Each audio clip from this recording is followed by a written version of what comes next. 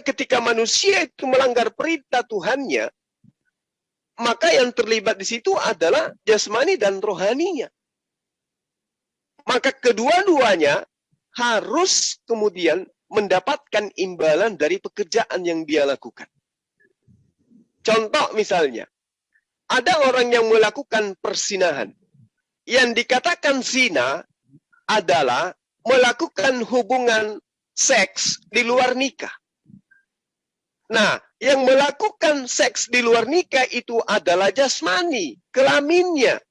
Memasukkan kelamin jantan ke kelamin wanita, di mana hal yang dilakukan itu melanggar syariat agama. Roh tidak akan mungkin melakukan itu. Tidak mungkin ada roh wanita dan roh laki-laki melakukan persinahan, bersetubuh, nggak mungkin.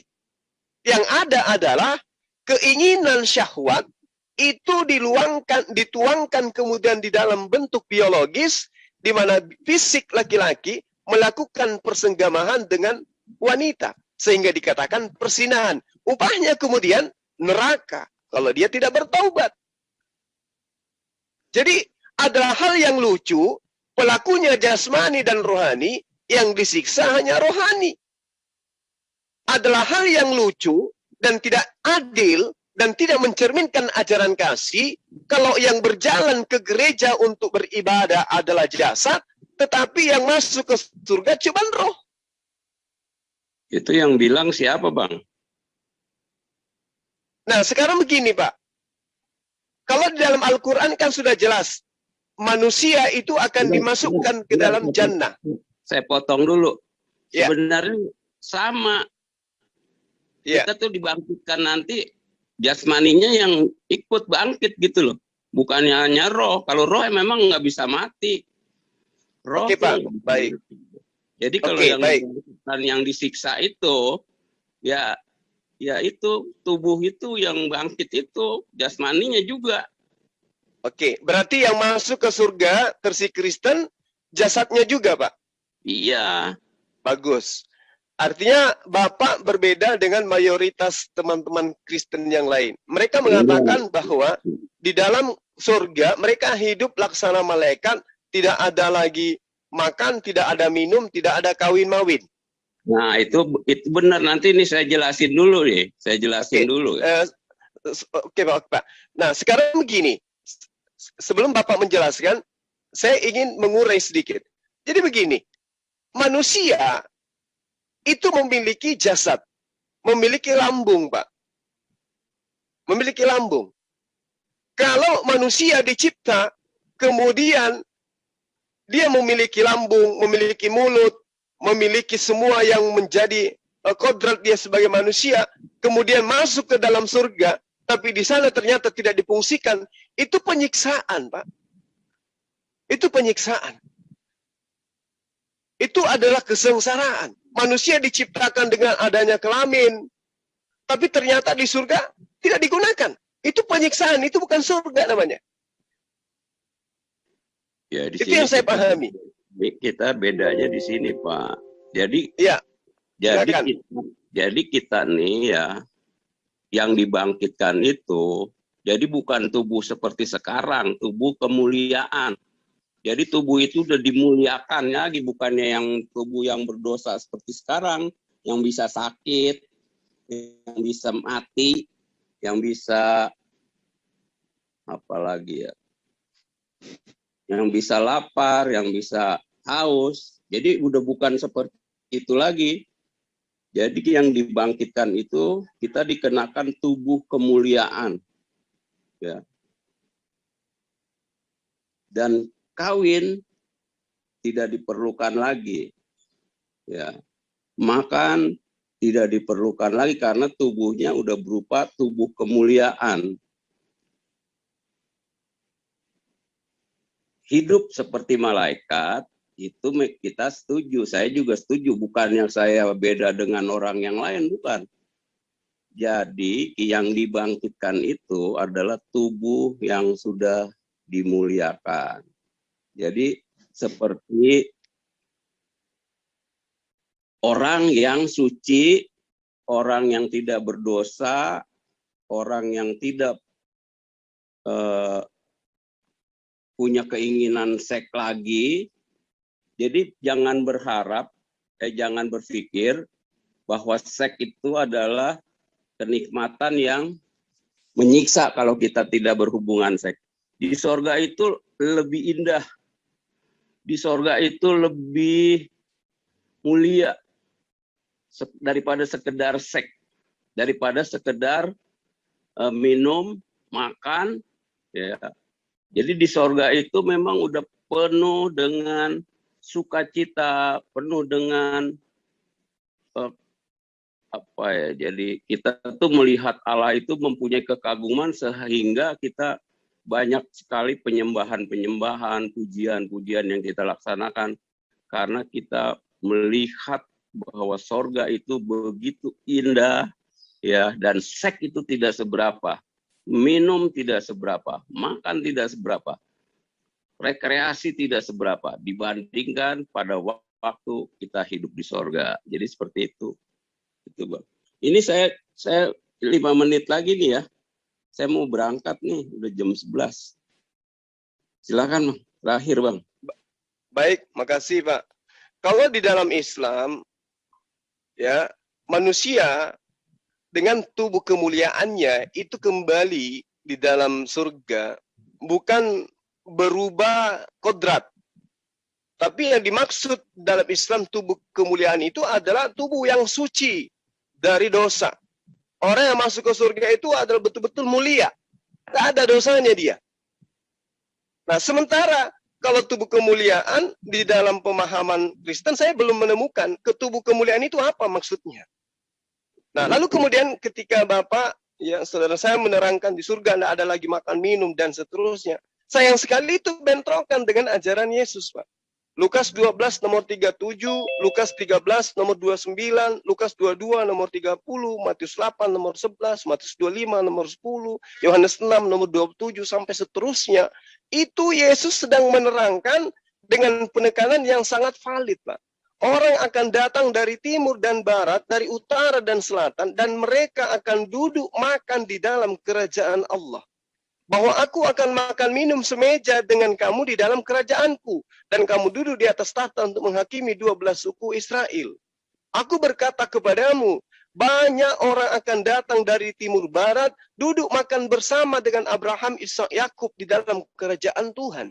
Akan tetapi waktu mereka datang, sedang pergi membeli di sana, di surga katanya, datanglah mempelai itu dan mereka akan siap sedia masuk bersama-sama di ruang perjamuan kawin, lalu pintu ditutup.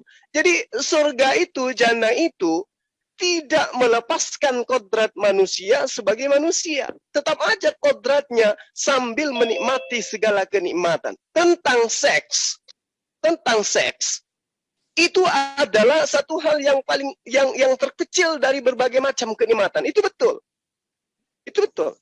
Tapi terkait dengan kodratnya manusia, Allah itu Maha tahu. Allah Maha tahu bagaimana kebutuhan makhluknya. Maka balasan yang diberikan oleh Allah kepada makhluknya adalah setimpal dengan manusia.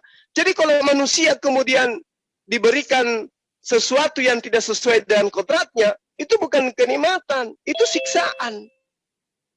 Tapi kalau manusia diberikan kenikmatan sesuai dengan kodratnya, maka itu adalah sebuah kenikmatan, itu adalah kebahagiaan. Nah, kalau dikatakan hidup sebagai malaikat, wah, bukan sebagai malaikat seperti ya hidup seperti malaikat, maka saya takutnya nanti kalau hidup seperti malaikat akan terjadi lagi pembangkangan. Karena malaikat itu hidupnya di surga, itu ingin menyamai Tuhan, mereka membangkang.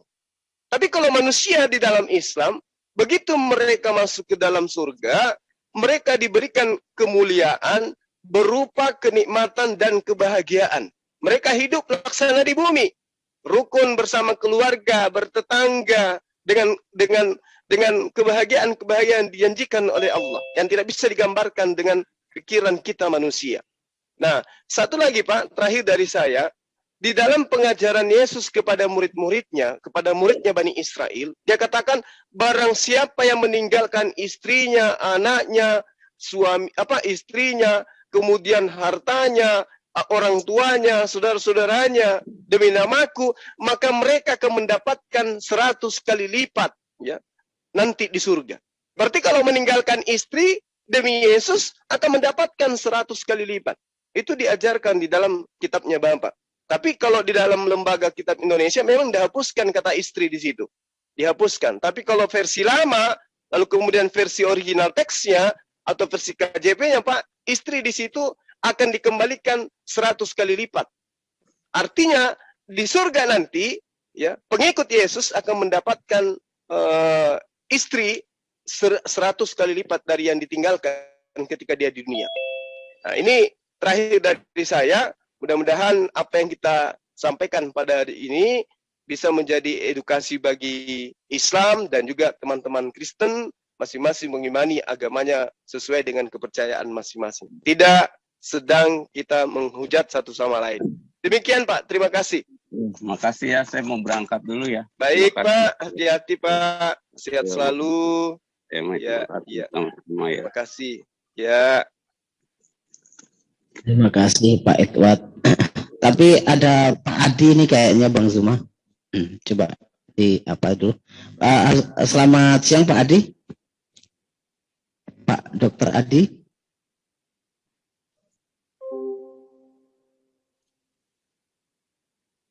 Nah, ini bagus ini kalau dokter berbicara mengenai surga. Iya. Dokter Adi, silakan. Oke, selamat siang. Selamat Ya, siang. Pak Adi. Siang Pak, siang. Yang Pak Jion. Ya, gimana Pak Dokter menyikapi pemahaman Pak Edward tadi mengatakan bahwa manusia di Kristen itu bangkit dengan jasadnya? Jadi saya baru ikut, tapi memang iya, semua orang mati jasmaninya, tapi rohnya tidak. Yang percaya atau tidak percaya, semua jasadnya akan kembali ke debu tanah, karena semua manusia diciptakan dari debu tanah, akan kembali ke debu tanah, tetapi rohnya ada dua, yang percaya itu di suatu tempat, yang percaya di suatu tempat, yang tidak percaya pun di suatu tempat.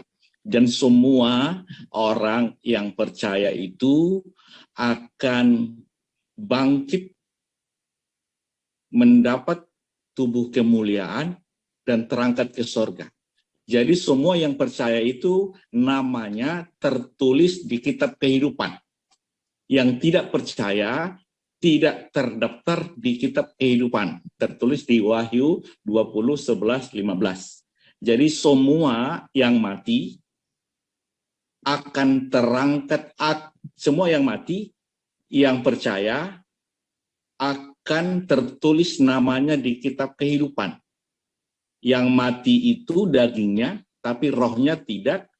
Saat Yesus datang di awan-awan nanti, semua yang tertulis namanya di kitab kehidupan yang masih roh, akan mendapat tubuh kemuliaan terangkat pertama kali. Dan yang kedua, semua yang percaya, yang belum mati.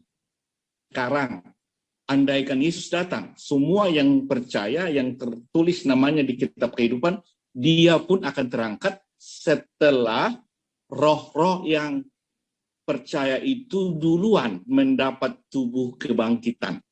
Demikian, Pak. Iya. Kalau yang saya lihat tadi dari Pak Edward, dia katakan bahwa jasad manusia itu bangkit, Pak. Bangkit, bukan cuma rohnya saja, tapi jasadnya juga akan bangkit. Nah, itu artinya dasar Bapak itu tadi apa? Dasarnya mengatakan jasad bangkit. Nah, itu dia juga saya bingung, Pak. Makanya saya katakan bahwa yang saya tahu, mayoritas pemahaman teman Kristen, jasad itu tidak bangkit, cuma roh saja yang bangkit. Halo? Iya. Halo Bang Zuma. Iya. Iya. Ya, mungkin saya bisa Silakan. tadi Silakan, Bang. disampaikan oleh Pak itu tadi bahwa memang tubuh akan bangkit, tapi akan tumpah tanpa suma. Jadi tubuh tubuh daging sekarang itu akan diganti dengan tubuh kemuliaan. Jadi berbeda.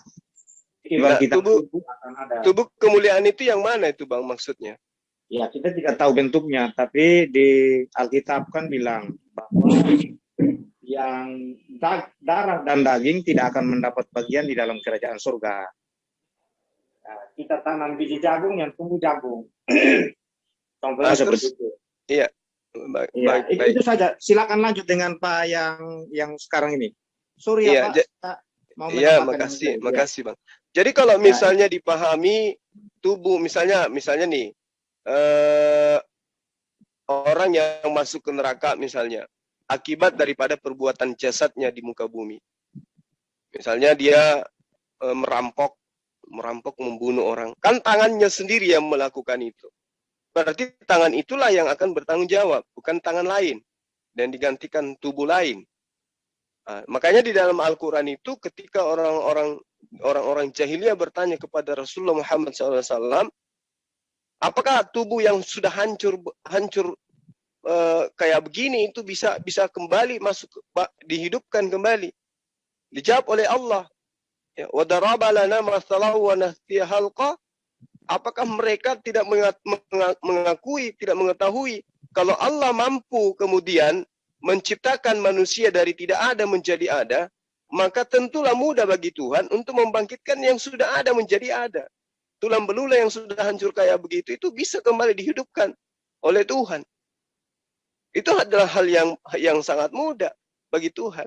Sehingga yang tadinya hancur menjadi debu kembali dibangkitkan, ya, untuk mempertanggungjawabkan perbuatannya ketika dia hidup. Dan itu juga ditemukan di data-data kitab sahabat-sahabat saya, bahwa Tuhan akan menghakimi manusia berdasarkan atas perbuatannya. Nah, tubuh kemuliaan, kalau tubuh lain ini tidak pernah melakukan perbuatan apa-apa. Kenapa dia yang mendapatkan siksaan? Kenapa dia mendapatkan keistimewaan? Misalnya kalau dia masuk ke surga. Sementara jasad ini, mulai dari kita lahir, sampai kita menua, sampai kita mati, dia yang menemani kita untuk melakukan taat, untuk menyatakan penyembahan kepada Tuhan. Dia yang ke gereja berjalan. Dia yang menyerukan kasih kepada sesama manusia. Tapi ternyata dia hanya berakhir menjadi debu, menjadi tanah. Ketika posisi untuk menerima upah, yang dibangkitkan bukan dia, tapi tubuh lain. Menurut saya itu pemahaman yang tidak sesuai dengan ajaran kasih. Kalau yang dikatakan pemahaman kasih dalam Islam, siapa yang berbuat, itu yang mendapatkan manfaatnya. Siapa yang menanam, itu yang memanen. Itu yang saya pahami, Pak. Makanya tadi saya sajikan beberapa data di dalam kitab Bapak, seperti yang tertera dalam Matius, Lukas, bahwa Yesus pun menyeru dan berkata, banyak orang akan datang dari timur dan barat, dan duduk makan bersama dengan Abraham. Itu di dalam kerajaan sorga. Menurut Yesus. Jadi kalau dikatakan makan, berarti ada prosesi di mana orang menyuap dirinya dengan makanan. Masuk ke mulut. Itu yang dimaksud makan. Kecuali kalau dikatakan makan rohani, ya itu saya tidak ngerti. Tapi kalau dikatakan makan, ini melibatkan jasad. Karena misalnya gini Pak, sekarang Anda sudah tua, sakit-sakitan misalnya. Lalu kemudian Anda melakukan kebaikan. Fisik yang Anda gunakan untuk melakukan kebaikan ini, itulah yang akan mendapatkan upah dari perbuatan Bapak. Itu dipahami oleh Islam. Dan itu juga diterangkan oleh pengajaran Yesus dan para nabi. Bahwa Allah akan mengupah manusia berdasarkan atas perbuatannya masing-masing. Jadi bukan perbuatan kita, ya, kemudian dinikmati oleh tubuh lain. Gak bisa. Kalau misalnya dikatakan tubuh ini akan hancur menjadi debu, betul, akan menjadi debu. Makanya ada dikatakan kebangkitan. Kalau roh tidak perlu dibangkitkan, karena roh itu tidak mati. Yang dibangkitkan, dimaksudkan hari kebangkitan itu adalah bangkitnya jasad yang tadinya menjadi debu, menjadi hidup kembali. Itulah hari kebangkitan. Kalau dikatakan kebangkitan adalah roh, itu roh tidak perlu dibangkitkan, karena roh itu tidak mengalami kematian. Yang dibangkitkan adalah jasad yang pernah kita gunakan untuk taat, untuk membantu orang lain, untuk mengasihi orang lain, itu yang punya hak untuk mendapatkan upah. Jasad yang menghindari perbuatan maksiat itulah yang berhak untuk mendapatkan upah. Jadi tangan yang ada sekarang ini, tangan ini yang akan menerima upah. Bukan tangan yang lain. Karena tangan ini yang memberi, tangan ini yang melakukan amalan. Apa? Seperti itu yang saya pahami, Pak. Karena datanya jelas bahwa Tuhan baik di Al-Quran maupun di kitab Bapak mengajarkan yang mendapat balasan adalah manusia itu sendiri. Tuhan akan memberikan upah berdasarkan atas perbuatan manusia masing-masing. Jadi bukan manusia baru yang kemudian mendapatkan upah, sementara manusia lama menjadi tanah dia selamanya kekal. Enggak. Yang melakukan maksiat akan mendapatkan balasan maksiat, kesengsaraan. Yang melakukan ketaatan akan mendapatkan balasan kenikmatan.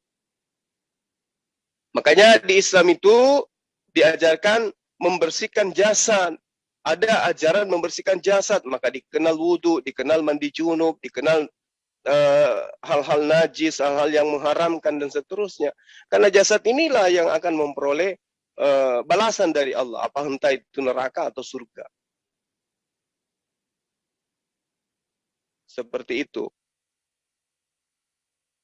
Ya, tapi kalau teman Kristen memahami bahwa yang ke gereja adalah jasad Anda, lalu kemudian dia nanti hanya kembali ke tanah, kemudian digantikan jasad lain yang mendapatkan upah, ya saya rasa itu tidak relevan dengan keberadaan kita selaku khalifah yang diberikan akal sehat. Ya, demikian saya kira dari saya, sahabat-sahabat, karena di sini sudah mulai azan, saya pamit dulu. Rekan-rekan Muslim yang ingin melanjutkan dengan sahabat-sahabat kita dari Kristen, silakan dialog dengan baik, sampaikan kebenaran berdasarkan agama kita masing-masing. Jangan memicu pertengkaran atau perselisihan, apalagi penistaan. Cukuplah kita dialog dengan baik. Kalau kemarin kita ada dialog dengan saling hujat dan seterusnya, pelan-pelan kita tinggalkan itu demi untuk menciptakan sebagai saudara dalam sebangsa dan bernegara. Sekira demikian dari saya pamit. Salam satu Tuhan. Assalamualaikum warahmatullahi wabarakatuh. Waalaikumsalam warahmatullahi wabarakatuh. Ya, Tadi Pak Adi lagi ada pasien, Bang, katanya. Oke. Silakan deh, saya pamit zuhur dulu. Silakan, di sini ada Bang Erwin juga, ada teman-teman yang lain kok. Insya Allah bisa diarahkan. Iya. Sebentar Pak Tony lagi sholat, Pak Tony, sama yang lain dulu Pak Tony, nggak apa-apa. Iya. Jadi tidak apa-apa Bang Zuma punya pemahaman seperti itu. Jadi bebas-bebas saja. Sedangkan yang dipahami di Kristenan sedikit berbeda dengan apa yang Bang Zuma pahami. Nah, tubuh kita sekarang ini kan sudah terima akibat dosa. Kita mengalami sakit penyakit, bahkan tubuh kita akhirnya mati. Ya, itu karena upah dosa.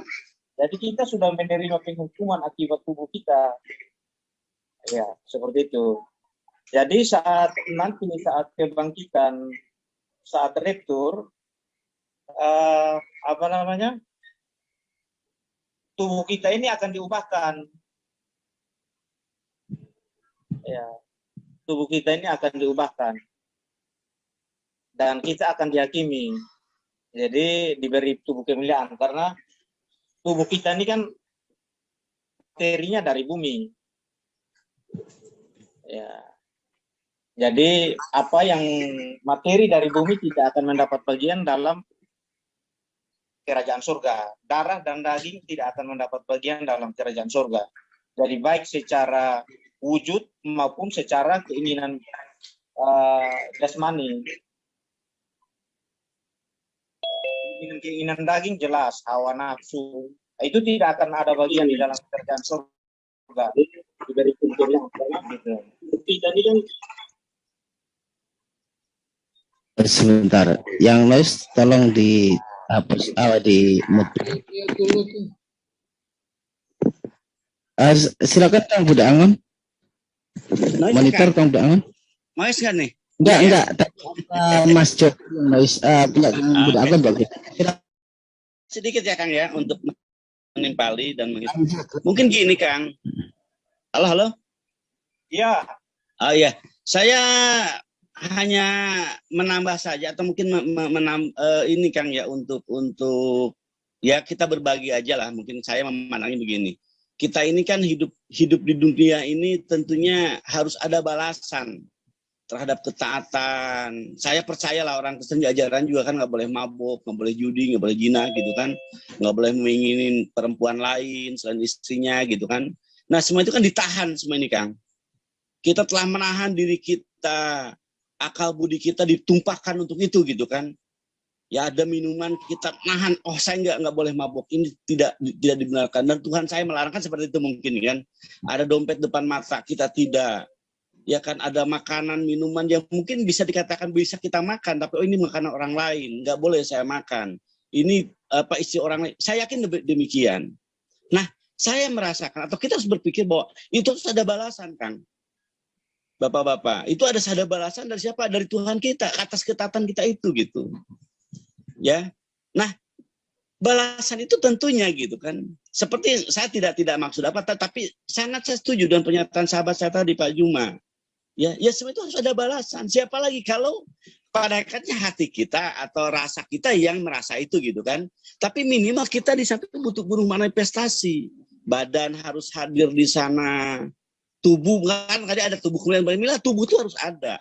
Ya, cuman pengejauhan tubuh seperti itu saya nggak tahu dah. Tapi yang jelas minimal ketika kita dibakar di neraka, maka tubuh itu harus hangus. Kalau dalam Islam begitu Pak, hangus dia dimulakan lagi, dibarukan lagi, hangus lagi. Yang suka ngomongin orang yang lisannya nggak dijaga, lidahnya tuh dipotong, keluar lagi, utuh lagi, dipotong lagi, sakitnya ya begitu berulang-ulang. Itu dalam Islam Pak ya. Orang yang berzina kemaluan seperti apa, ya itu ada siksaan tadi. Jadi seluruh yang kita tidak jaga akan mendapat resiko gitu kan. Nah kalau toh kita bicara tadi, tapi saya juga sepakat sebenarnya, bukan sepakat dalam artian saya akan menuduh dan memaksa, bukan memaksa ya. Silakan mungkin dievaluasi lagi. Yang sebut tubuh itu ya tubuh kemuliaan kami pun demikian. Ya hari ini jasad kami udah busuk. Ya kan kalau mati kami jasad, tapi kan itu tidak. Nah di sana itu nanti katanya ada yang sebut tulang belakang, tulang ekor ya. Dia akan tetap itu paling kuat dan nanti dari sanalah nanti kita akan dikembalikan lagi. Kalau dalam Islam demikian, ya kalau di surga nanti kami dimudahkan lagi di umur kita disamakan Kang untuk mendapat kebahagiaan tadi dan kita di antara kita saling mengenal. Oh ini Pak Tony, oh ini Pak Erwin, ini kita saling mengenal dengan sesama kita. Terlebih lagi keluarga ya gitu kan. Di sana kita akan botraan bersama, makan bersama, bagaimana kita merasakan kenikmatan kebersamaan itu. Dan yang lebih mulia itu, yang lebih bahagia itu ketika kita telah mampu bisa melihat Tuhan kita. Yang selama ini kita tidak pernah tahu siapa rupa Tuhan kita, seperti apa, besarnya seperti apa gitu kan. Nanti akan terlihat Tuhan kita. Dan melihat Tuhan itu seperti ada di bulan, seperti kita melihat bulan. Tidak kita seperti konser, tidak. Itu narasi Islam ya. Kita melihat Allah itu seperti yang melihat bulan. Dimanapun kita bisa melihat bulan ke atas. Tidak seperti di konser kita berdesak misalkan melihat, tidak. Gitu. Nah tentunya di sana Allah sekali lagi balasan diterima oleh kita. Tangan ini yang telah mampu dijaga akan mendapatkan balasan itu. Kemaluan kita karena dijaga akan mendapatkan kenikmatan yang kita rasakan. Tidak adil kalau saya katakan Tuhan kalau saya telah menjaga semua tapi saya tidak merasakan hasil itu. Saya menahan diri tidak pernah merasakan bagaimana rasanya konyak, hammer atau mungkin minuman yang keras. Saya nggak pernah ngerasain. Ya kan? Terus nanti dia tidak dapatkan. Saya pikir Allah nggak adil. Saya harus mencicipi rasa itu gitu kan. Rasa, tapi bukan berarti mabuknya. Rasanya saya memiliki. Kenapa sih sampai orang rebutan? Tidak berlebihan juga ketika merasakan bagaimana Allah memberi kepada kami bidadari. Andai kan ada di antara yang dijanjikan gitu kan, bidadari. Itu hal yang wajar kita mendapatkan apa? Selama ini kami menahan itu gitu kan. Peluang ada, kesempatan ada, dia telah kasarnya telah memberikan, memasrahkan dirinya. Kita berjaga itu. Harus kita mendapatkan hasil jagaan ini gitu kan. Hasil puasa kita, menahan kita harus dirasakan. Nah, tubuh kemuliaan itulah yang menerima gitu. Kalau saya mengikuti narasi Bapak ya, tubuh itu akan merasakan itu. Kenapa mulia? Karena tadi mampu menjaga semuanya. Dijadikan mulia gara-gara dia telah menjaga kan. Dikatakan mulia karena bersih, dikatakan mulia karena dia terjaga dari kekotoran, kesucian, bahkan kalau dalam Islam ada mungkin najis, ya kan, baik mau papa, mau goladoh, mau mutawasil, kan itu ada di dalam Islam. Kita jaga semua itu, maka sekali lagi di sanalah kita akan mendapatkan itu. Apa yang selama ini kita tidak dapatkan dari yang kita ikutin kepada Allah tadi. Itu mungkin Kang Erwin sebagai penjaga, mungkin Pak Ren bagi moderator. Silakan Pak Tony, maaf panjangan.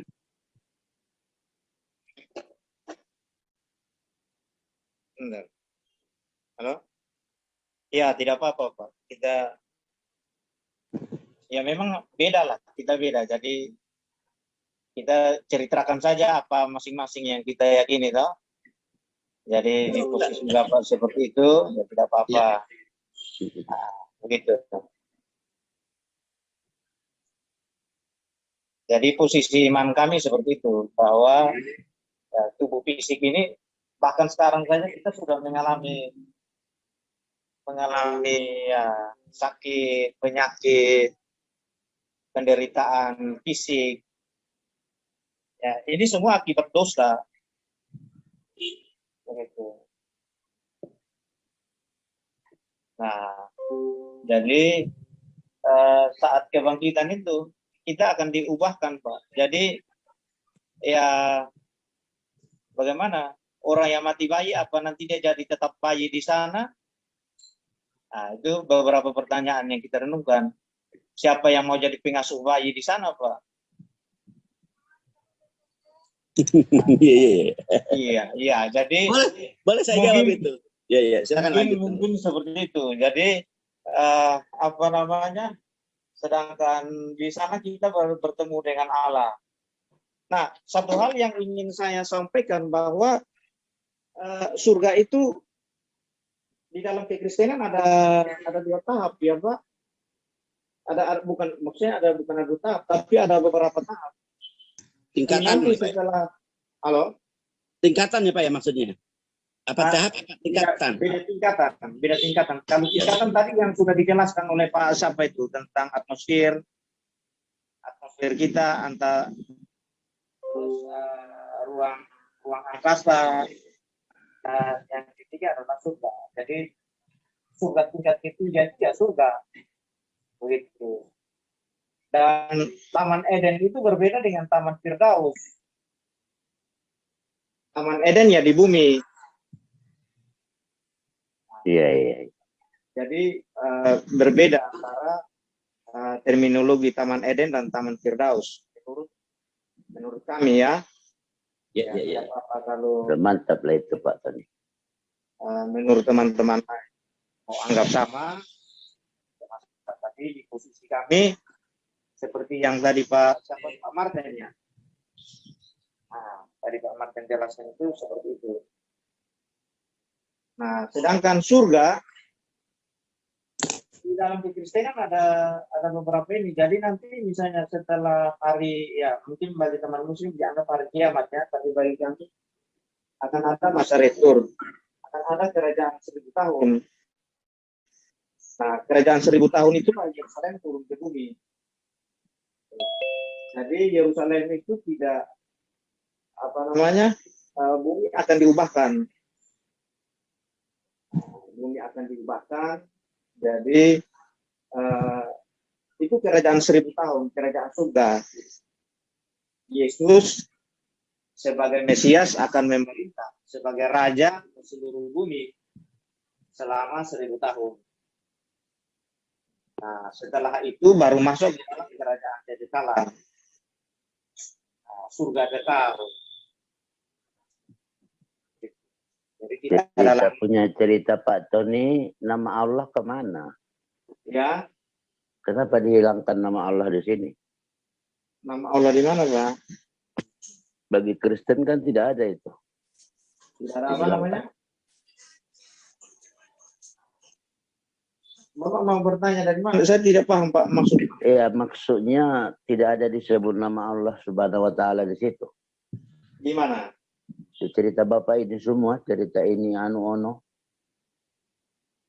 Sebentar, ini tadi pembahasannya tentang surga dan tubuh kemuliaan. Saya bertanya, Bapak ini Iya, jawab Pak. aja Pak Tony. Silakan Pak Tony jawab. Ya, saya pikir topiknya beda ya Pak. Gimana? Saya kembalikan kepada moderator Pak, karena tadi coba saya ikuti ini bahas tentang kebangkitannya. Sambung Sedikit ya menyambung. Pak Tony. Sedikit ya Pak Tony. Nah, itu kan mungkin yang jadi dasar Kristen bilang bahwa di surga itu bukan tubuh kemuliaan, mungkin 1 Korintus berapa itu? 15 ya. Nah, kenapa pula main potong kawan ini? Saudara-saudara, inilah yang hendak kukatakan kepadamu, yaitu bahwa daging dan darah tidak mendapat bagian dalam kerajaan Allah, dan bahwa yang binasa tidak mendapat bagian dalam apa yang tidak binasa. Itu mungkin dalilnya Bang ya. Iya, betul Pak. Nah, itu kan kata Paulus ya Bang ya. Ya. Itu kan kalau kita baca di lain ayat Bang, ya kan kata Paulus, sebab tidak ada daging darah tidak mendapat bagian dalam kerajaan surga, seperti yang dikatakan oleh Paulus. Nah, tapi kalau kita baca,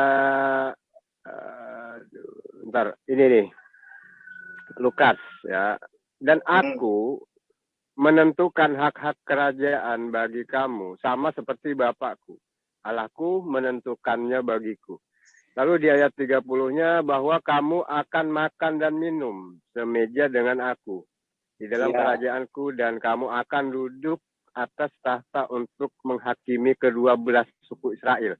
Ya. Nah, apakah malaikat itu Anda yakini makan dan minum, Bang? Kalau sekarang saya tidak tahu ya, belum terlalu tahu tentang itu. Tapi yang tadi saya bilang, ada kerajaan 1000 tahun, ada kerajaan kekekalan, jadi masa kekekalan. Jadi kita memerintah itu kerajaan 1000 tahun, Pak. Ikut turut memerintah, jadi tetap ada kehidupan ini. Gitu. Ada kehidupan di bumi.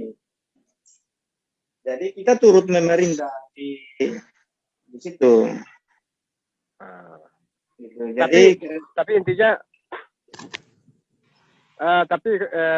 kalau kita pikir kan malaikat itu nggak makan minum Bang ya? Kalau dikatakan mereka tidak makan minum surga atau gimana? Ya. Enggak, malaikat itu ada nggak malaikat makan dan minum itu? Saya pikir tidak lah. Nah, ya, berarti di sini kan kata Yesus bahwa kamu akan makan dan minum gitu kan. Berarti kehidupan Anda di surga nanti itu beda dengan para malaikat berarti. Ya kan? Ini kan indikasinya gitu. Iya ya. Aduh, saya ada lagi mau keluar ya. Nanti kita lanjut. Tapi tentang apa namanya? Tadi Pak bertanya tentang makan minum. Nanti kita lanjut itu ya. Oke Bang, ya. Nah, saya ada sementara tadi masuk saja nih. Ada buat laporan. Bentar ya. Oke Bang. Jadi ayat yang Pak angkat tadi itu sudah lumayan bagus. Darah dan daging tidak akan mendapat bagian. Nah, makan dan minum. Apakah makan dan minum secara fisik sama dengan makan dan minum secara rohani? Ya itu perlu kita kaji lebih jauh ya Pak. Ya, karena kita makan secara daging kan bertumbuh secara daging. Ya kita tambah besar, tambah dari anak-anak, kita makan, kita jadi orang, jadi remaja, jadi dewasa, jadi tua. Begitu. Tapi apakah makan rohani membuat itu? Kita bahas ya Pak. Ya oke Bang. Oke. Ya. Sudah ada pertanyaannya sudah ini kan. Nah, silakan Pak Adi kalau mungkin ada kepentingan atau Pak Tony ya, ada kepentingan nanti disambung kembali. Untuk Zoom tetap linknya bisa kembali lagi nanti. Dan silakan Pak Romeo untuk bertanya. Lanjut aja Pak, Bapak kan ilmunya lebih tinggi, lanjut aja. Bapak takut kali, aku tengok. Lanjut. Bukan bukan gini, masalahnya kan tadi topiknya Udah diam. Nggak perlu banyak komen. Topik, Bang. Saya Kayak komen sedikit aja, kalian mau komen. Lanjut. bukan gitu. Ini kan masih dalam topik Ya dari udah, awal. lo. Kok panjang Salah. lagi dari bilang diam? Kenapa Bang Romeo? Jangan sensitif. Kenapa? Jangan Ya maju, Anda Bang. diam. Nggak Saya tuh perlu tanggapi lagi. Supaya diskusi di Anda sini ini diam. kondusif. Nggak perlu Anda tanggapi lagi. Karena Sudah. saya dipasrai oleh Bang Zuma, Bang Romeo. Gimana toh? Apa? Aku teruskan aja ya supaya tidak ribut ya. Enggak, aneh-aneh aja kalian ku tengok. Jadi jelas banget itu. Baru bertanya sedikit Yang aja dulu. udah kalian main potong aja. Jadi kehidupan di surga itu Bukan. seperti manusia, Aduh, ini ada kadang-kadang. makan dan minum. Udah cukup sabar awak menghadapi Diam dulu. kawan. Pak Munir diam dulu tak jelaskan. Gini loh. Dari Nggak perlu pagi Anda itu kan menjelaskan lagi. Kami cuma chat, Di- udah. Kami bukan debater. Tahu nggak? paham. Saya ini, tengoklah di saya itu dari tadi malam itu di pasar. Kok panjang kali? Maksudnya Pak Romeo, Maksudmu apa? Maksudmu apa? saya tuh menjelaskan tadi Menjelaskan topiknya, ya kan? Waduh.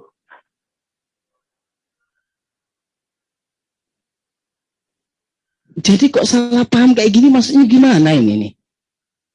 Saya tidak butuh komen, mau diam. Ya terserah Pak Romeo kalau nggak butuh komen saya. Mungkin Pak Adi ada yang bisa dikomentari Pak Adi dengan apa yang saya sampaikan tadi, kami sampaikan Pak Adi. Pak Erwin, cukup. Selamat siang, aduh, Iya. tadi ada pasien ya. Saya minta maaf kemarin Ada Bapak pasien. banyak. Iya betul Pak Adi. Saya minta maaf kemarin begitu bagus paparan Bapak, cuman saya nggak ada sempat untuk komentari dan menimpali dan menambahkan gitu. Mungkin bisa dilanjut Pak, silakan. Apa yang kita sedang bahas hari ini tentang surga dari kedua belah pihak nih. Ini bagus saya. Dilanjut Pak Adi. Oke, mohon izin. Saya tadi ada pasien, jadi akhirnya saya tinggalin. Saya tadi sempat mendengar Pak Tony Sula ngomong sama Pak Ustadz Jum. Pak Ustadz Jum kayaknya udah keluar ya. Jadi tentang surga tadi, bahwa di surga tidak ada kawin mengawini, ya, ada ayatnya. Terus yang bisa masuk surga sebenarnya adalah tubuh kemuliaan itu, ada dalilnya sebenarnya. Itu mau saya bacakan tadi. Di 1 Korintus 15 ayat ayat apa?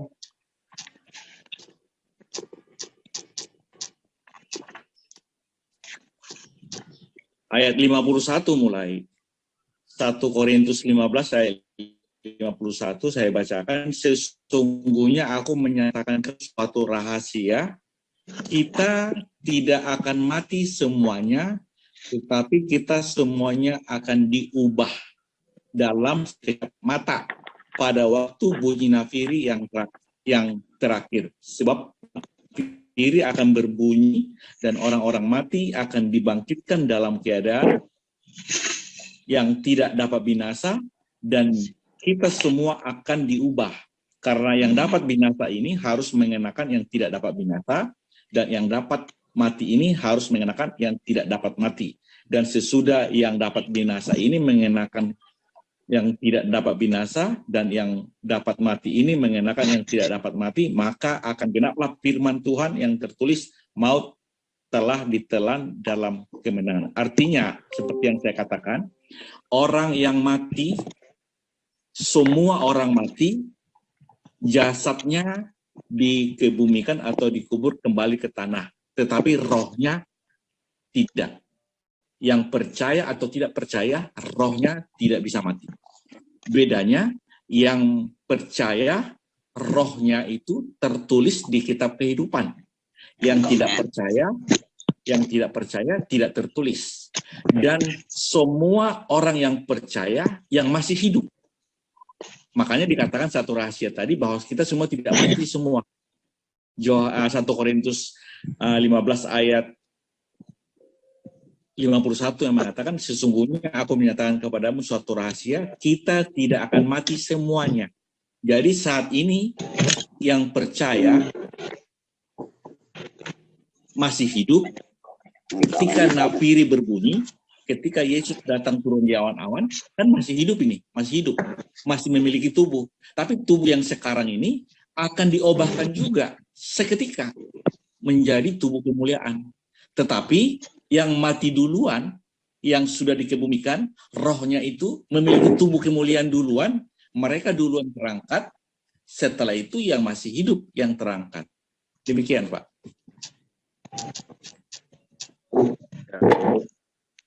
Kalau yang disiksa itu, kalau yang di neraka itu tubuhnya apa rohnya, Bang?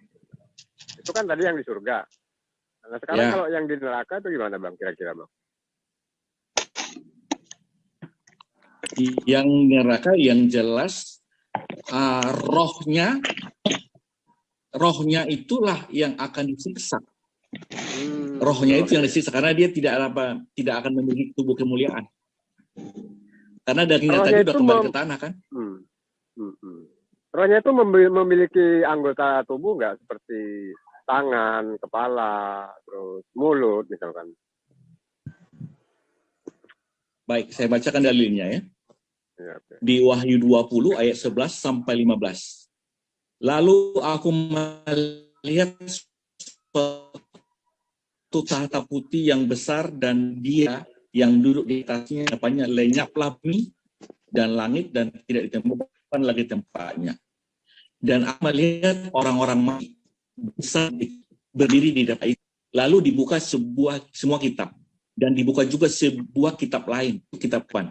Dan orang-orang mati dihakimi menurut perbuatan mereka, berdasarkan apa yang ada tertulis di dalam kitab-kitab itu.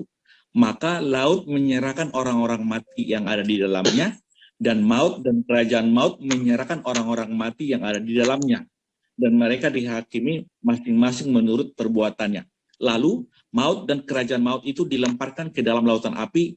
Itulah kematian yang kedua, itu lautan api. Dan setiap orang yang tidak ditemukan namanya tertulis di dalam kitab kehidupan itu dilemparkan ke dalam lautan api. Jadi di sini nggak diterangkan apakah orang-orang yang tidak percaya itu memiliki tubuh atau tidak.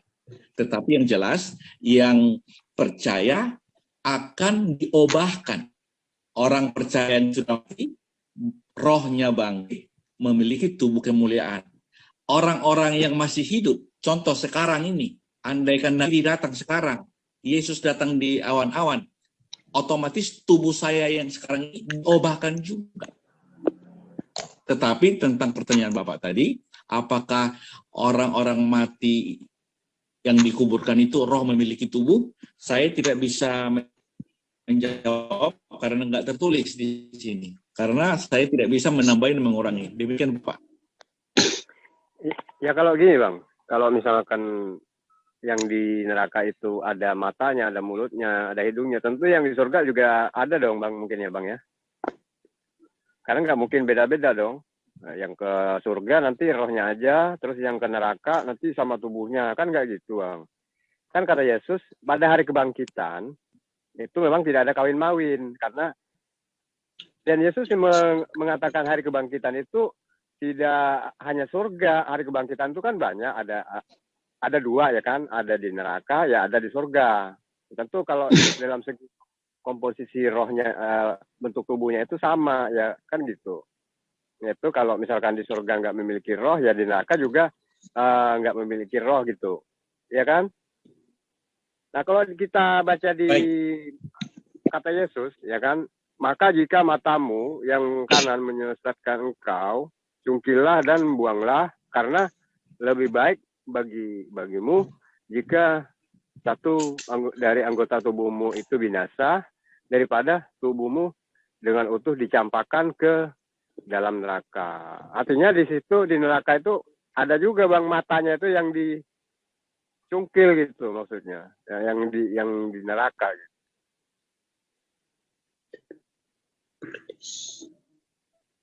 Boleh saya tambahkan, Kang?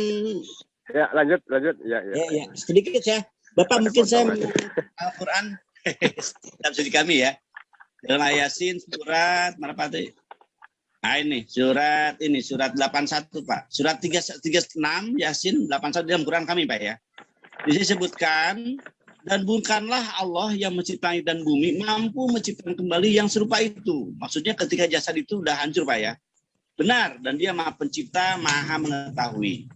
Jadi seperti mungkin yang disampaikan oleh barusan Pak Joko, ya tentunya mata akan kembali ke mata. Jadi kita harus ada gambaran diri kita di akhirat itu harus ada gambaran diri kita.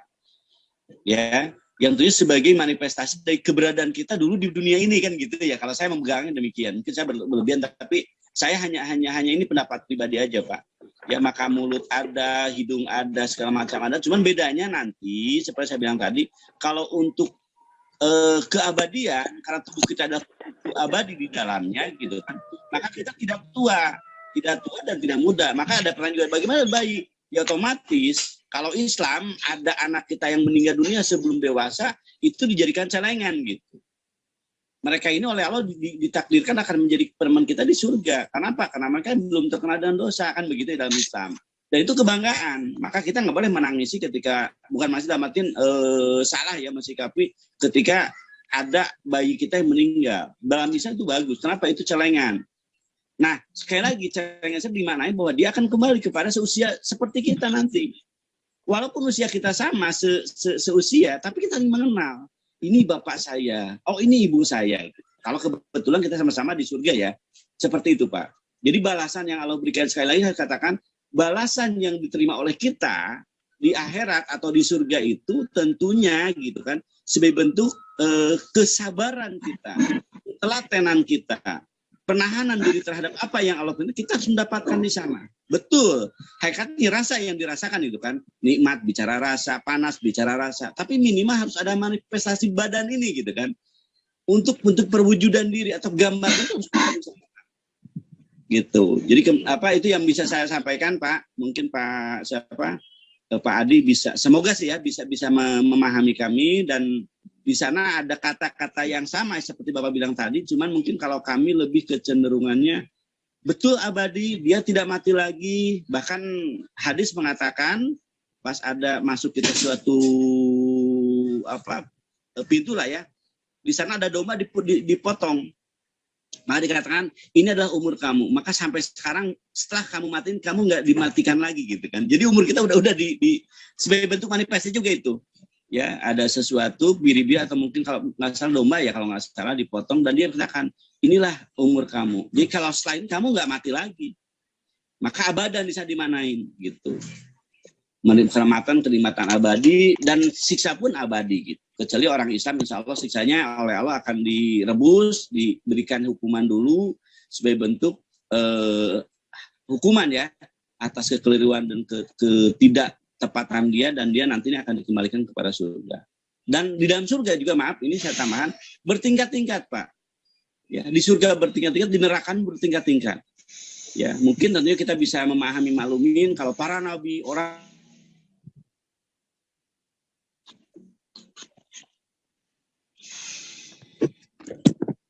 Kang?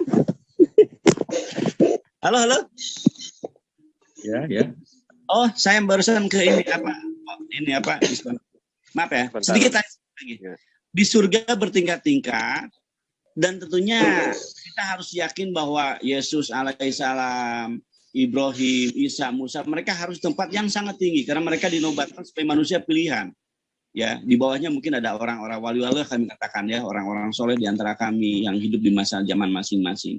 Neraka pun, dan di surga yang paling rendah ya tentunya saya meminta kepada walaupun paling rendah saya nggak masalah gitu ya, oleh pribadi ya, karena kenikmatan yang tidak tara. Ya, sementara di neraka pun bertingkat-tingkat, dan paling ringan neraka itu kalau saya mendengar pernyataan Nabi kami mengatakan dia berdiri di atas neraka dan ubun-ubunnya apa ya, kalau orang agolak bilangnya apa ya? Kalau bahasa Indonesia ini, ya teman-teman kasih bantu apa tuh kayak semacam air mendidih, mendidih.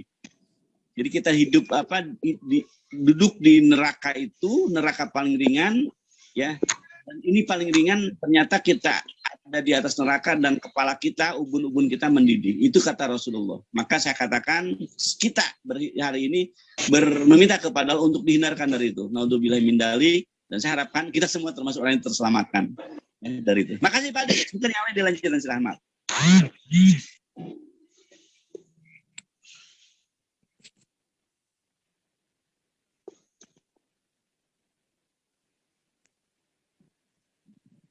Lanjut Pak Adi, kalau mau ada yang ditanggapi Pak Adi. Oke, jadi pertama tadi dari semula saya katakan, menurut Kristen, semua orang mati. Baik yang percaya maupun yang tidak percaya. Bedanya, yang percaya namanya tertulis di kitab kehidupan, yang tidak percaya tidak tertulis di kitab kehidupan. Cuma tadi pertanyaan Mas Joko saya belum jawab. Apakah orang mati yang tidak percaya memiliki tubuh kemuliaan? Saya jawab tidak. Yang memiliki tubuh kemuliaan hanyalah orang yang tertulis di kitab kehidupan. Jadi semua orang mati, percaya atau tidak percaya, satu saat akan bangkit, lalu dihakimi. Yang tertulis namanya di kitab kehidupan akan mendapat tubuh kemuliaan, yang tidak tertulis tidak dapat tubuh kemuliaan. Itu yang pertama. Yang kedua, orang yang masih hidup. Karena ada tadi 1 Korintus 15 ayat 21, ada satu rahasia bahwa semua kita tidak mati semuanya. Contoh saat ini, andaikan tiba-tiba Yesus datang di awan-awan, menapiri berbunyi, meniup trompet kata orang, semua orang melihat. Sama seperti murid-murid Yesus dulu melihat terangkat ke sorga, Kisah Para Rasul 1 ayat 9 sampai 11. Semua melihat terangkat. Nanti pun semua orang melihat dia turun dari langit. Ya, istilah langit itu sorga menurut iman Kristen. Jadi pemahaman Kristen itu langit yang di Kisah Rasul 1 ayat 9 itu sorga. Karena dia naik ke langit dan ke sorga. Ada itu tertulis Kisah 1 ayat 1 ayat 9 11. Jadi pertanyaan Mas Joko tadi, apakah orang mati yang tidak percaya memiliki tubuh kemuliaan? Tidak. Dia tetap memiliki tubuh seperti tubuh sembulan. Tadi Allah bisa membangkitkan tubuh itu. Yang dicungkil matanya bisa kembali pulih. Yang dipotong tangannya bisa kembali pulih secara fisik. Memang itu hanya perumpamaan sih. Kalau tangan berdosa, penggallah.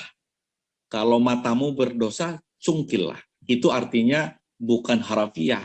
Bukan berarti setiap kita berdosa, kita harus cungkil mata atau potong tangan. Bukan itu. Itu perumpamaan. Jadi, itu yang mau saya katakan tadi, bahwa seturut dengan kitab suci. Tentang surga tadi, saya terdengar. Ada dua versi, kalau Bapak tadi bilang ada tingkat-tingkatnya.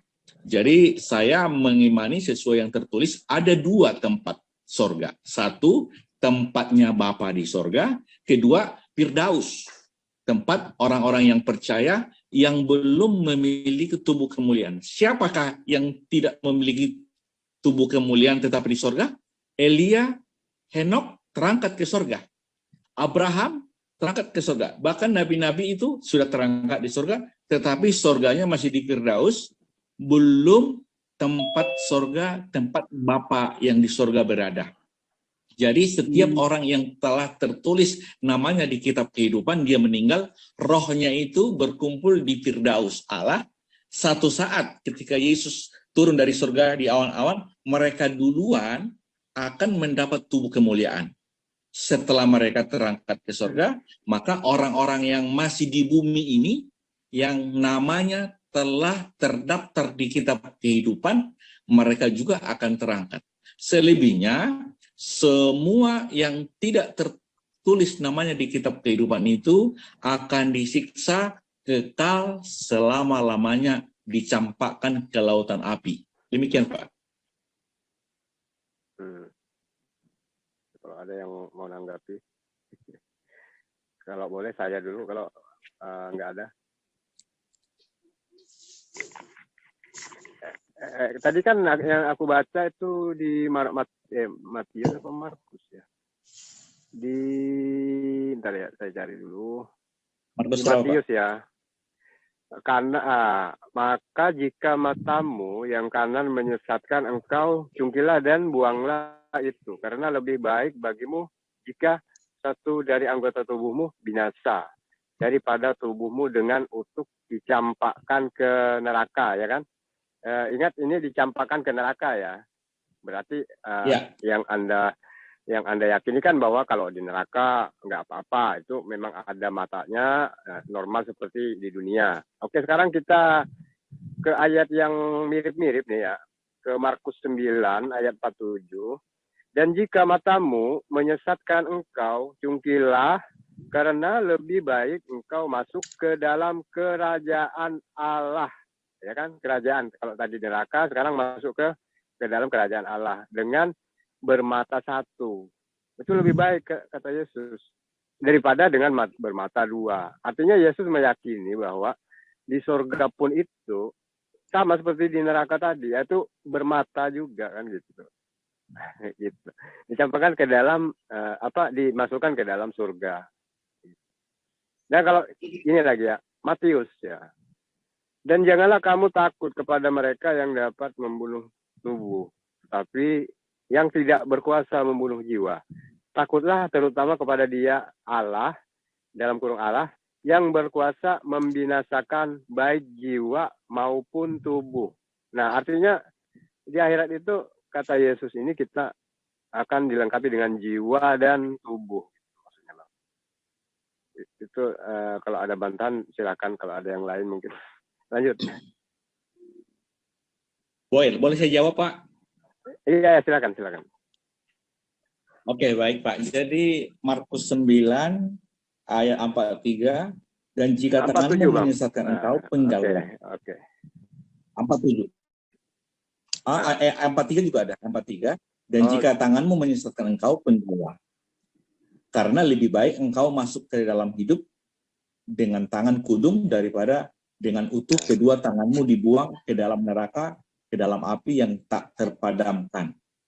Jikalau kakimu menyesatkan engkau, penggallah. Karena lebih baik engkau masuk ke dalam hidup dengan timpang daripada engkau utuh kedua kakimu dicampakkan ke dalam neraka.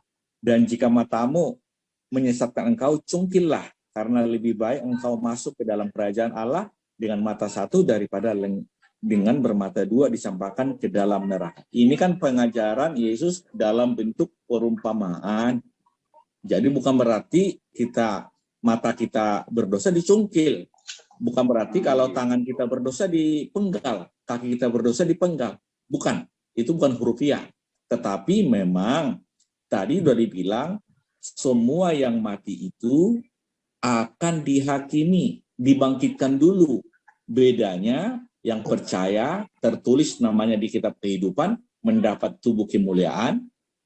Sementara yang tidak percaya, yang tidak tertulis, kan lemparkan ke lautan api. Jadi artinya Bapak memahami karena mata dicungkil tadi, kaki dipotong tadi, tangan dipotong tadi, seolah-olah nanti dibangkitkan, otomatis dia nggak punya tangan. Itu pemahaman Bapak. Dan saya tidak intervensi itu. Itulah keyakinan dan pemahaman Bapak. Tetapi pemahaman saya... kan yang tertulis gitu, Bang. Jadi ya, aku beriman kepada yang tertulis, Bang. Ya, betul. Yang tertulis itu kan ada makna hurufiah, ada perumpamaan. Ya. Ustaz Juma bilang kalau makan itu memasukkan makanan ke mulut. Tetapi kata Yesus, makananku adalah melakukan kehendak Bapa. Itu kan pemahaman Yesus. Saudaraku, ibuku adalah orang yang melakukan kehendak Allah. Itu kan pemahaman Yesus. Padahal saudara atau ibu itu kan saudara kandung, ibu yang melahirkan kita. Itu definisi pemahaman umum. Tetapi pemahaman Yesus, siapa saudaraku, siapa ibuku, saudaraku dan ibuku adalah orang yang melakukan kehendak Bapa di surga. Itu pemahaman Yesus. Dan kita harus menyesuaikan pemahaman kita dengan pemahaman Yesus. Sama seperti tadi, kalau tertulis memang dicungkil mata, daripada masuk ke neraka tetapi binasa dengan mata utuh. Kaki, tangan dipenggal, ketimbang utuh tetapi ke neraka. Itu kan pengajaran. Bukan berarti kalau kita berdosa, mata kita berdosa dicungkil. Atau tangan kita berdosa dipotong. Bukan itu maksudnya, Pak. Boleh? Boleh, Pak, saya sedikit keberatan mungkin sebagai bentuk Lanjut, Pak Anon. ya. Lanjut, Ya. Pak Anon. Ya. Untuk komparasi aja. Begini, Pak. Kalau dalam Islam justru dengan ada kata-kata dalam Quran tentunya ya yang kami lihat dan kami imani, dan ini juga saya lihat sejalan dengan apa yang tertera dalam Taurat Bapak, atau mungkin kitab yang Bapak ambil dari sahabat kita di Keyahudian lah ya. Karena kita mau harus jujur di sini. Saya melihat Islam itu aplikasi hukum itu ya itulah ya, bukan lagi suatu bentuk gambaran atau kiasan, tapi itu emang harus dia lakukan. Contoh di dalam Quran kan ada perintah merajam orang yang berzina, memotong orang tangan yang mencuri, gitu kan? Atau mungkin mencungkil mata ketika dia mencungkil mata kita, dia mencubit ya cubit lagi, gigit lagi kan gitu. Nah ini semua ini bentuk daripada ketetapan Tuhan bagi kami, sehingga ketika kami ikhlas menerima hukum di dunia, maka di akhirat tidak dihukumin lagi. Dan sekali lagi Pak, saya tekankan bahwa Allah itu maha gitu. Bukankah Allah itu maha mudah? Ketika mata kita nggak ada di muka bumi hari ini, ya di akhirat bisa gampang kan? Tubuh aja bisa ada tubuh kemuliaan gitu kan, dibarukan lagi. Maka yang tadi dalam Islam itu ada orang yang tertawa gitu kan ketika dia dipotong tangannya. Ya mungkin aplikasi dari ayat yang Bapak sampaikan gitu kan. Mereka ikhlas tangannya dipotong, hilang jarinya, hilang tangannya, hilang kakinya gitu kan. Atau bahkan dia hilang nyawanya tapi dalam rangka taat dia kepada Allah. Jadi hukuman itu kan bentuk manifestasi taat, Pak. Ya Bapak menerima, maaf ya, contoh mungkin ada orang ya, dia melanggar ketetapan atau dia mungkin melakukan semacam kriminal lah. Ketika dia dikejar oleh polisi dan dimasuk penjara itu sebagai konsekuensi. Dalam Islam pun demikian. Konsekuensi kita hari ini gitu kan ketika taat kepada Allah, ya tadi kita datang kepada Allah, kita datang kepada Rasul, menyatakan saya bersalah, saya begini dan begitu. Maka saya sebagai umat Islam atau saya sebagai umat Allah ikhlas menerima hukum Allah di muka bumi ini. Di akhirat Pak, sekali lagi saya katakan, di akhirat tentunya matanya kembali utuh, telinganya kembali utuh, kaki dan tangannya kembali utuh. Dan sekali lagi kalau dia mati, dihidupkan lagi, diutuhkan lagi kan gitu. Ini kalau dalam Islam, ini realitas, harus dilakukan. Dan sekali lagi ini telah dikerjakan oleh Rasulullah. Gitu. Ini juga yang menjadikan semacam apa ya? Mungkin di mata Bapak ini benar-benar menghilangkan keimanan yang Bapak miliki selama ini, atau keimanan yang dibangun narasinya oleh teman di gereja atau di Kristenan. Ya, datang Rasul benar-benar menghabiskan itu semua. Dulu yang dikatakan oleh teman Kristen bahwa hukum Tuhan sebelumnya berat, hukum Tuhan tidak yang mampu melaksanakan. Justru Rasul hadir itulah gitu kan.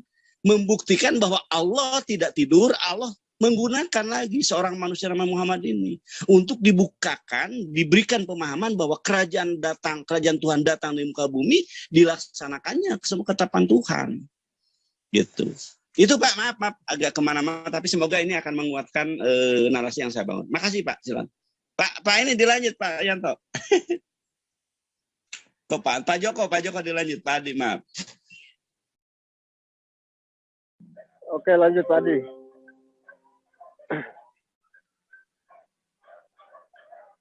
Kalau enggak, lanjut tanya nih. Assalamualaikum. Saya bisa tambahkan sedikit? Oke, banyak juga enggak apa-apa. Lanjut. Jadi ya.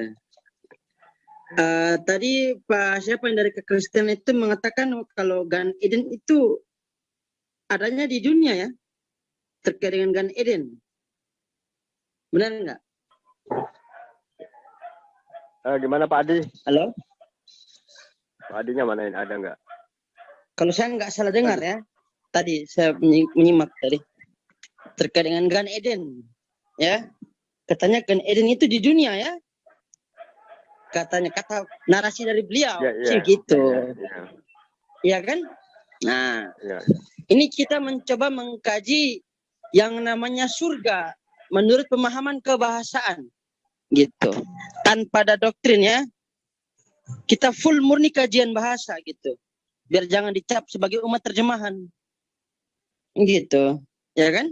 Nah, perlu kita juga ketahui satu hal, Gan Eden ya, itu kan berasal dari dua kata.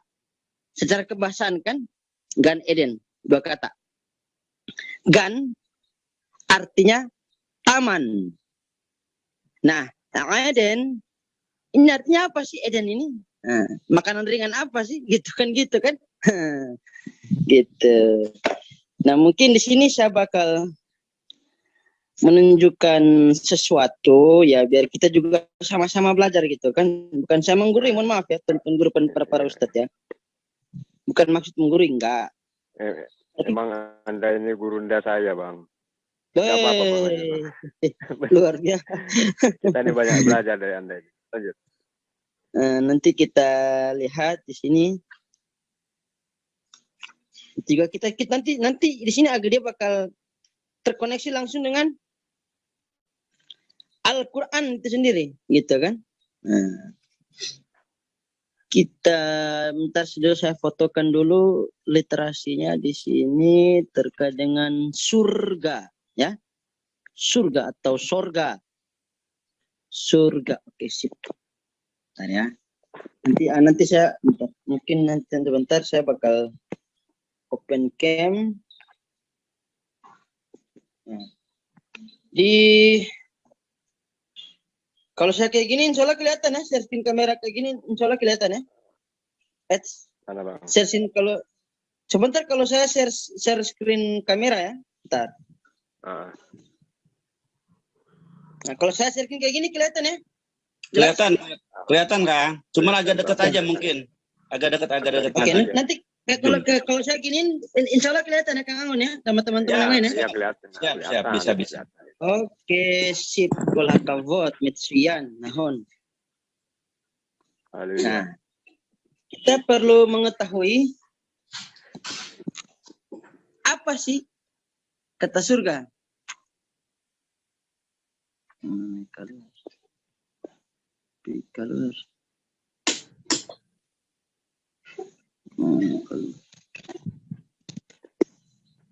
Bentar ya. Nah, ini kita lihat. Nah, Gan Eden itu berasal dari penggabungan dua kata, Gan dan Eden. Gan artinya,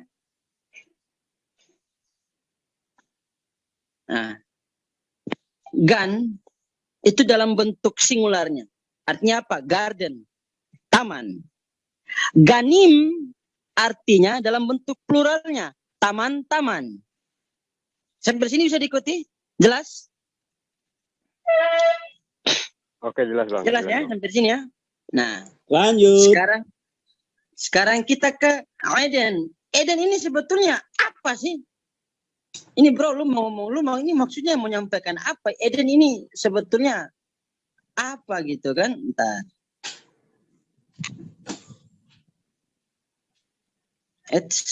Nah, kita cari tahu bareng-bareng. Ini Eden ini makanan ringan apa gitu, ke orang penasaran. Sampai tadi dikatakan Eden itu di dunia. Kalau kata mereka kan taman Eden itu. Nah itu dia. Cuman masalahnya pemahaman tersebut terlalu dini, eksekusinya terlalu dini gitu. Makanya perlu kita paham secara kebahasaan. Gitu. Pak Adinya kemana?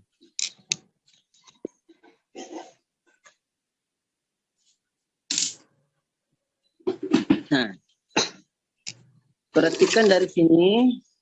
Nah, Eden, itu kan misalkan Eden. Nah, yang arti yang pertama adalah pleasure. Artinya bisa kesenangan, kenikmatan, delight, sukacita, luxury, bisa senang, menyenangkan, kemewahan. Jadi ini artinya macam-macam. Kesenangan, kenikmatan, sukacita, senang, menyenangkan, kemewahan, gitu kan? Nah, kalau misalkan kita udah mengetahui dua kata tadi, gan artinya taman, Eden artinya kesenangan, kenikmatan, sukacita, senang, menyenangkan, kemewahan. Lalu lantas kita bisa mengartikan sebagai taman kesenangan atau taman kenikmatan, taman sukacita, taman senang, taman menyenangkan, taman kemewahan. Apakah seperti itu pengertiannya? Enggak, tidak. Jawabannya tidak. Karena dalam pemahaman bahasa Semitik, ya, itu ada satu pemahaman yang namanya kalau dalam bahasa Arab itu idlafat. Penggabungan dua kata melahirkan satu makna yang baru. Atau bahasa Indonesia lah kata majmuk. Penggabungan dua kata melahirkan satu makna baru. Contoh dalam bahasa Ibrani, Beit Sefer. Beit artinya rumah, Sefer artinya buku. Kalau digabungkan apakah jadi diartikan rumah buku? Tidak. Artinya apa? Sekolah. Penggabungan kedua kata benda melahirkan satu makna baru. Gitu. Nah, Gan Eden adalah penggabungan dua kata. Gan Eden juga seperti itu. Dia mengalami idlafat. Dari kata gan sebagai artinya taman, Eden artinya kenikmatan atau sukacita, kemewahan, itu kan? Nah ternyata Gan Eden artinya surga. Karena apa?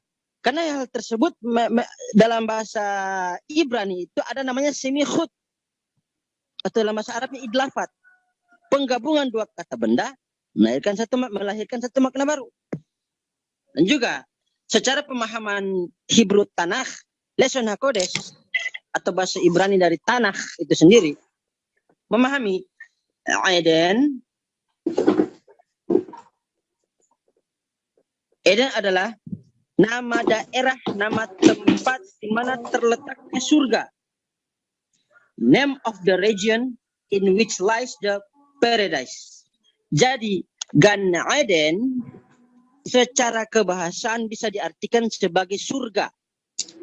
Karena dalam Al-Quran juga menjelaskan ada yang namanya Jannatu Adni.